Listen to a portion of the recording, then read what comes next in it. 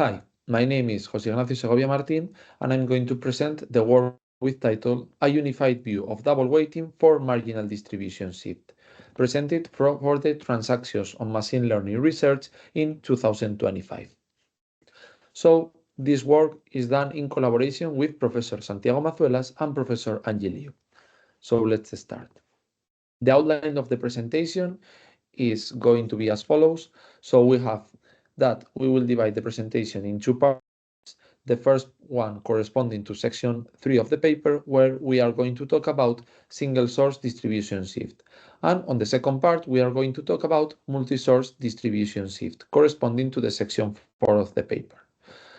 For both parts, I will give a brief introduction of the problem. I will present the learning framework that we propose, and we will give some conclusions. So, in this slide, we can see some examples of single source distribution shift. So in this case, we will compare a population in a hospital versus a global population. For the first example, we will illustrate a covariate shift scenario, so that we have on the left a hospital where the majority of the individuals are senior, versus a global population on the right where the distribution of age groups is more uniform. Then, on the second scenario, we have on the left a hospital where the majority of the individuals are affected by a disease, versus a global population on the right where the disease prevalence is much lower. This will correspond to a label shift scenario. So, if we want to use the data collected from a hospital and we want to use it for predicting in a more global population, we will need to consider methods that can carry out this adaptation between the distributions of the training data and the testing data. So we will work under the supervised learning framework. So we know that supervised learning is a common approach in machine learning in which we try to learn a classification rule using data collected. So we will have a collection of data where the X correspond to the instances and the Y's correspond to the labels following a certain distribution P. And we will like to learn a classification rule using this data that it's just a function from the set of instances to the set of distributions over the labels. That, going back to the previous example, we will have that the samples correspond to patients, and the classification rule can be, for example, the need or not for a breathing machine for those patients. And using this classification rule, we would like to assign labels to the new samples. So given a new patient, we would like to know if that person is going to be a breathing machine. So in supervised learning, a general assumption is that the data is IID, meaning that the training and the testing data follow the same distribution. However, this is not always the case, as we saw in the previous slide. So when the training and testing data differ, we are talking about distribution shift. And in this work, we will explore very specific types of distribution shift. So we are going to talk about marginal distribution shift. So we have two types of marginal distribution shift. We have on one side covariate shift and label shift. So for covariate shift, we have that the marginal distributions over the instances differ while the label conditional remains the same. While for label shift, we have that the marginal distributions over the label differ while the instance conditional distribution remains the same. Well, there are existing approaches that can try deal with these distribution shift problems, and the main existing approaches are called reweighted approaches. So these methods, what they do is that they weight loss functions. So here f is going to be a loss function. They weight loss functions at training using the weight function beta that we can see here in red, defined as a quotient between probability distributions. So this way, they can assign low relevance to the training samples that are likely at testing. For this, they assume that the support of the distribution at training contains the one at testing, so that the quotient is well defined. So these methods are meant to work in the case where the training distribution contains the one at testing. The problem of these methods is that first, we need to have certain support condition assumptions, and even when the support condition is satisfied, these methods may achieve poor performance when the weights beta take disproportionately large values, leading to poor expectation estimates. If weights beta take disproportionately large values, we have that the training samples associated to those weights might dominate the whole learning process, and this will lead to estimates that are very poor. So what we propose is, based on the previous approach, we propose a double weighting approach that avoids the limitations of reweighted approaches. We exploit the fact that for any function f, so here f can be any function, we have that the first equation can be attained for any choice of weights alpha and beta satisfying the second equation. So for instance, a particular solution, but might be the one that we can see at the bottom. Note that the equation that we have here holds with any support containment assumptions. So this way, using this double weighting approach, we can avoid problems of existing methods, since not only we don't need to have any support condition assumption, but we can reduce large weights beta by reducing the corresponding weight alpha. Okay. So now let's go with the learning framework. So I will present the learning frameworks in which we use the double weighting approach. So we are going to introduce the minimax risk classifiers. The goal of this type of methods is to find classification rules that minimize the expected loss with respect to distributions in an uncertainty set U. So we are going to talk all the time about probability distributions contained in a set, in an uncertainty set denoted by letter U, that contains the true underlying distribution with high probability. So these uncertainty sets are going to be defined in terms of future mappings. A future mapping is just a map from the set of instances times the set of labels to Rm, defined as a Kronecker product or a one-hot encoding. And we will consider weighted future mappings weighted by the weight function alpha, that is the one associated to the testing samples. This way, we have that the uncertainty set U is given by constraints on the expectation of the future mapping phi sub alpha, where tau denotes the mean vector of expectation estimates that is computed using averages of training samples weighted by the weight function beta that was the one related with the training distribution. And note that the mean vector tau is an unbiased estimator of the expectation of phi sub alpha for any choice of weights alpha and beta satisfying the previous equation mentioned in the previous slide. And here we have also lambda, that it's a confidence vector, which denotes the confidence with the probability distribution at testing belongs to the uncertainty set U. So using these methods, we have some good properties. So in this theorem, we show that the true risk can be bounded by a fixed quantity plus a term that depends on the error on the expectation estimate. So that we have that the true risk can be bounded by how well we estimate the expectation of the future mapping phi sub alpha. And this error can be bounded by a maximum of the quotient of the probability distributions, and the term here that we can see denoted by D, that it's greater than 1 and controls the values of the weights alpha and beta. So depending on how we select the weights, we will achieve a smaller decreased estimation error. So we also present some numerical results using real data sets and comparing with multiple existing techniques. So in this case, we are showing results for single source label shift using both exact probabilities and estimated probabilities, and these experimental results show how the proposed methods provide improved adaptation to general distribution shift. So just to conclude this first part, I will sum up the main points of this presentation. So first, we have that the existing methods that weight training samples might have poor performance in some distribution support situations and when the marginal ratios take large values. For this, we present a double weighting approach that avoids such limitations and can adapt to more general distribution shift scenarios. In this case, we are in the case of single source distribution shift scenarios, and we presented generalization bounds that show a decreased estimation error. So this is the first part of the presentation. In the second part, we will be talking about multi-source distribution shift. So to introduce this, in this slide, we can see some example of multi-source distribution shift.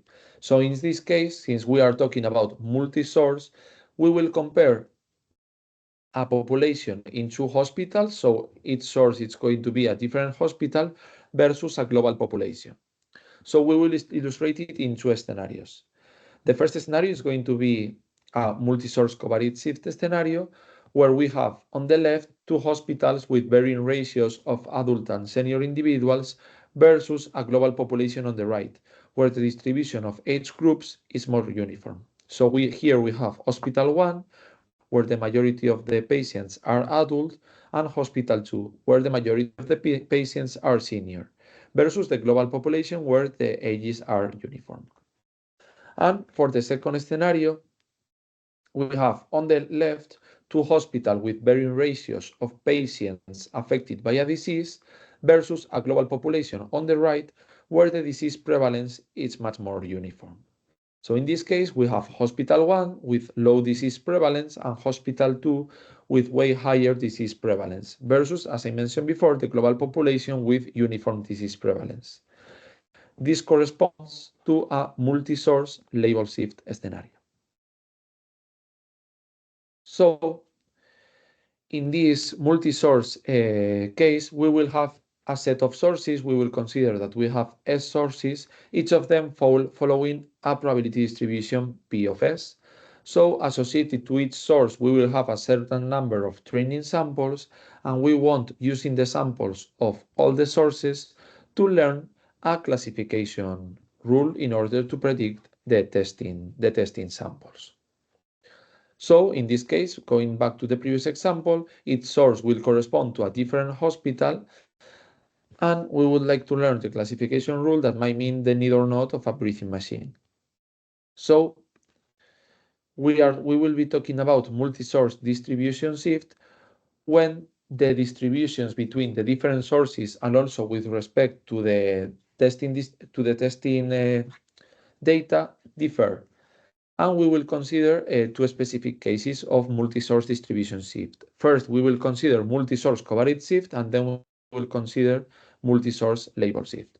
So in multi-source covariate shift, we have that the marginal distribution over the instances differs between different sources and also between each source and the testing data, while we have that the label conditional probabilities remain the same.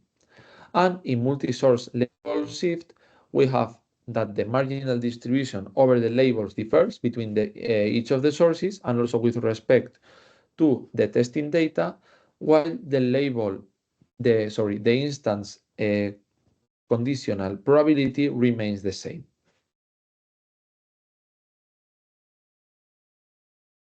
So in this slide, I will introduce the main existing approaches for multi-source distribution shift adaptation. So these approaches are based on reweighted methods. What these approaches mainly do is they are going to perform a reweighted approach for each of the sources. So they will use a reweighted approach for each source to learn a set of classification rules. So they will learn a classification rule associated to each of the sources. And then they will combine those classification rules in order to obtain a final classification rule. So what are the problem of these methods? First of all, the problem of these methods is that they inherit the problems of single source reweighted methods, since they are doing a reweighted step. And in addition, most of the methods define classification rules as linear combinations of the classifiers that are learned independently on each source. So they combine the information for learned from each of the sources in the same way to classify all the samples. That can be suboptimal. So what we are going to present, what we propose for multi-source distribution shift. Again, we are going to present a double weighting approach. So for multi-source distribution shift, we have that weight estimation and weight employment in both training and testing distribution require the consideration of multiple training sources. So the proposed double weighting approach method will assign source-dependent weights for the training and the testing samples in order to utilize better the information from multiple sources jointly. In addition, this way our multi-source methodology obtains classification rules that involve sample-dependent weighted combinations of the future mappings that I mentioned in the first part, allowing to use different ratio of information in order to classify each of the testing samples. So now I will present the idea of the learning framework for multi-source distribution shift. So we are going to work again with minimal risk classifiers. The problem here is that we have a set of S different weight functions alpha, so we will consider a set of different weighted future mappings phi sub alpha sub s weighted by the weights alpha sub s.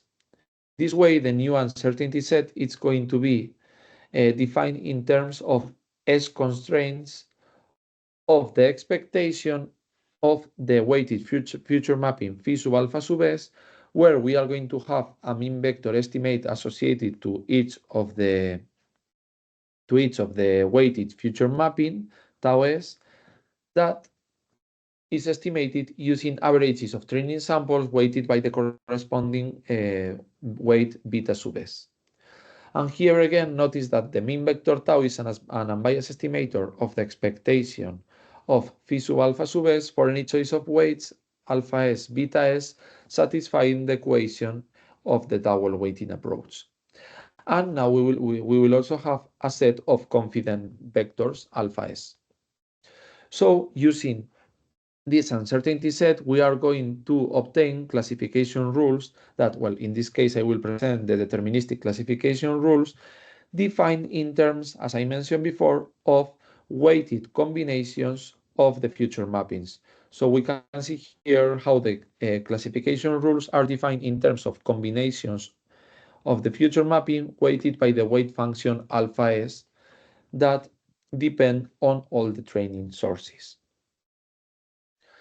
So we also obtained some generalization bounds. So in this theorem, we saw that the true risk can be bounded again by a fixed quantity plus a term that depend on the maximum over the sources of the error of the expectation estimate. And note that here this maximum can be bounded by this maximum of the quotient between probability distributions, but note that here in the denominator we are considering the sum of the probability distribution over the different sources. And again, we have this parameter d that it's going to be the one that controls the values of the weights alpha and beta. So we can obtain better estimation errors in comparison with reweighted approaches, but also in comparison with single source distribution shift. So, okay, sorry. So we also present some experimental results using real data sets and comparing with multiple existing techniques. In this case, I'm showing the multi-source covariate shift experiments, some of them using some well-known data sets. And these experimental results show that the proposed methods provide improved adaptation to multi-source, in this case, covariate shift. So to conclude this second part of the talk, I will sum up the main points of this second part of the presentation.